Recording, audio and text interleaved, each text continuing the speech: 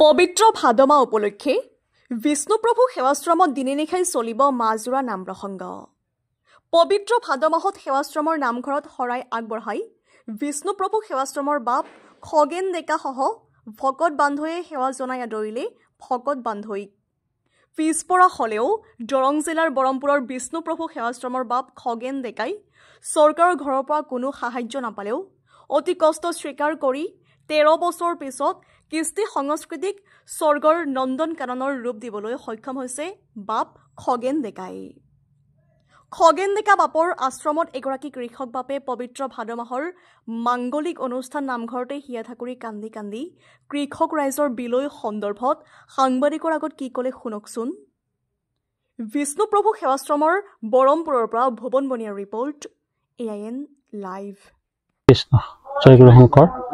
এতিয়া কথা হ'ল, আমি এই বিষ্ণুপ্ৰভু সেৱাশ্ৰমৰ এক আধ্যাত্মিক অনুষ্ঠান, আৰু এই আধ্যাত্মিক অনুষ্ঠানৰ জৰিয়তে আজি আমি এই অনুষ্ঠানখনৰ 13 বছৰ পূৰ্ণ হ'ল, আৰু এতিয়া আমি 14 বছৰত ভৰি দিলোঁ।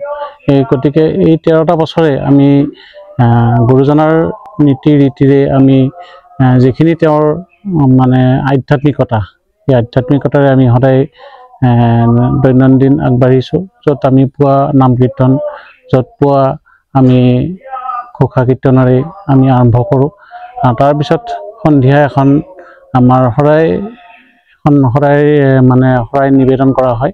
এই শৰাইখন আজি 13 বছৰ কাল আমি একেৰাহে এটা গতিত অতিবাহিত কৰি আছে। গতিকে আজি এই 13 বছৰৰ অন্তত আমি যদিও কাজি ভাদমহীয়া পূৰ্ণ মানে এটা গতিকে অকল ভাদমহীয়াৰ কাৰণে আমি প্ৰসংগ বা কেনেকুৱা নহয়, তথাপিও আমি একদম ভাদ মাহটো পবিত্ৰ মাহ বুলি আমাক গুৰুজনাই কৈ থৈ গৈছে। জয় গুৰু শংকৰ। মোৰ পৰম শ্ৰদ্ধাৰ বিষ্ণুস্বৰূপ বা বৈষ্ণৱ আইমাতৃ সমষ্টি, আজি আমাৰ এই বিষ্ণুৰ সেৱাশ্ৰমত পবিত্ৰ ভাদ মাহৰ আজি 1 তাৰিখ। এই গুৰুজনাৰ বিষয়ে আমাক দুআষাৰ ক'ব দিলে। বাৰু কৃষ্ণ যি কি নহওক, পবিত্ৰ ভাদ মাহত আমাৰ শ্ৰীমন্ত শংকৰ গুৰুদেৱ জন্মগ্ৰহণ কৰিছিল। সেই মৰ্মে আমি 4 মুঠি জীৱৰ ভিতৰতে শ্ৰেষ্ঠ হ'ল মনুষ্য জীৱনটো। এই মনুষ্য জীৱনে তাৰমানে ভগৱন্তৰ নাম গুণ লৈ কৰি যোৱাৰ এটা উপায়। সেইকাৰণে আমাৰ গুৰুজনে এনেকুৱাকৈ ধৰণৰ আমাৰ ধৰক গীতা ভাগৱতত 10মত কৈছে, তেওঁৰ গুৰুজনৰ ধৰ্ম আলাম লৈ আমি ভগৱন্তৰ চৰণ চিন্তিব পাৰোঁ।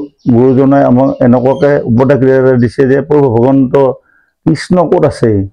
সেইকাৰণে ভাগৱতত আছে, কীৰ্তন দশম শংকৰ গুৰু, ৰত্নাৱলী ঘোষাৰে মাধৱ গুৰু। তেওঁলোক যদিও মানুহজন নাই, তেওঁলোকৰ নাম আজিও অমৰ হৈ আছে। আজি আমি ভকত বৈষ্ণৱ পাপ বান্ধৱ সৈতে বিষ্ণুপ্ৰভু সেৱাশ্ৰমত উপস্থিত হৈ এই ভাদ মাহটোত প্ৰভু ভগৱন্তৰ ওচৰত নাম কীৰ্তন কৰিবলৈ আগবাঢ়িছোঁ বা মানস কৰিছোঁ। আমি এই ভাদ মাহটোৱে নহয়, আমি যিকোনো যেতিয়া আমি অসমীয়া মানুহ, আমি অসমৰ প্ৰত্যেকজন মানুহে কৃষি কৰ্মৰ লগত জড়িত। সেয়ে আমি জেঠ মাহটো আমি প্ৰভু ভগৱন্তৰ শ্ৰীচৰণত নাম কীৰ্তন কৰি আমি কৃষি কৰ্মৰ বাবে অগ্ৰসৰ হওঁ, আৰু সেইমতে এই ভাদ মাহটোত আমাৰ কৃষি কৰ্মটো শেষ হয়। আমি কৃষিজীৱী মানুহ যেতিয়া, আমি এই ভাদ মাহটো পবিত্ৰ ভাদ মাহটোত মহাপুৰুষ শংকৰ গুৰুজনাই যেতিয়া আমাক এই নাম কীৰ্তনখিনিৰ জৰিয়তে জীৱৰ মুক্তি সাধন কৰিছে, সেয়ে আমি 4 মুঠি জীৱ উৰণ বুৰণ গজন গমন। যিকোনো খবৰ আৰু বিজ্ঞাপনৰ বাবে যোগাযোগ কৰক 7896121996, লগতে 7002537271 আৰু 9854011916।